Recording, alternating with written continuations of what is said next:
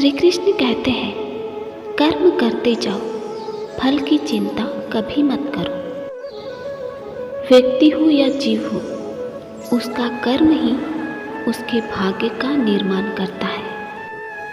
श्री कृष्ण कहते हैं, आपका कर्म शुभ है तो इसका फल नियति आपको ही तो देगी।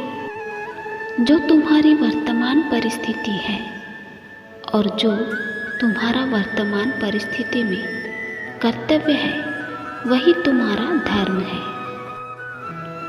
आपके कर्म ही आपकी पहचान है, वरना एक नाम के तो कई सारे इंसान हैं। धर्म केवल कर्म से होता है। कर्म के बिना धर्म की कोई परिभाषा ही नहीं है।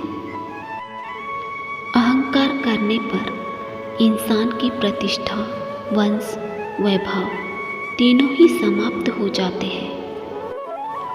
बुरे कर्म करने नहीं पड़ते, हो जाते हैं, और अच्छे कर्म होते नहीं, करने पड़ते हैं।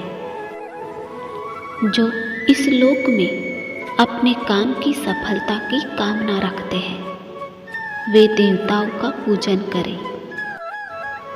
मनुष्य का जीवन केवल उसके कर्म पर चलता है। जैसा कर्म होता है, वैसा उसका जीवन होता है।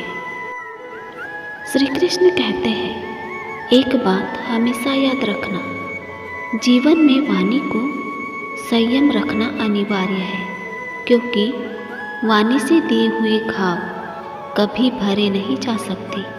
इसीलिए किसी से भी सोच समझकर बोलना चाहिए, ताकि दूसरों को भी तकलीफ ना हो। जीवन में आधे दुख इस वजह से आते हैं क्योंकि हम दूसरों से आशाएं रखते हैं, दूसरों से लगाव रखते हैं, और लगाव रखने की वजह से हमारे मन में आशाएं तैयार होती हैं, उम्मीदें तैयार होती हैं, और वो हमारी उम्मीदें पूरी नहीं होती तो हमारे मन को दुख होता है। वो आशाएं, वो उम्मीदें ही हमारे दुख का कारण बनती है। जीवन में समय चाहे कैसा भी हो, सुख का हो या दुख का हो, परिवार के साथ रहो। सुख हो तो बढ़ जाता है, और यदि दुख हो तो बट जाता है। श्री कृष्ण कहते हैं, जीवन में कभी भी ना किसी को आनंद में वचन दे, ना क्रोध में उत्तर दे, और ना ही दुख में कभी निर्णय ले। जिंदगी में सब कुछ खत्म होने जैसा कुछ भी नहीं होता। हमेशा एक नई शुरुआत हमारा इंतजार कर रही होती है।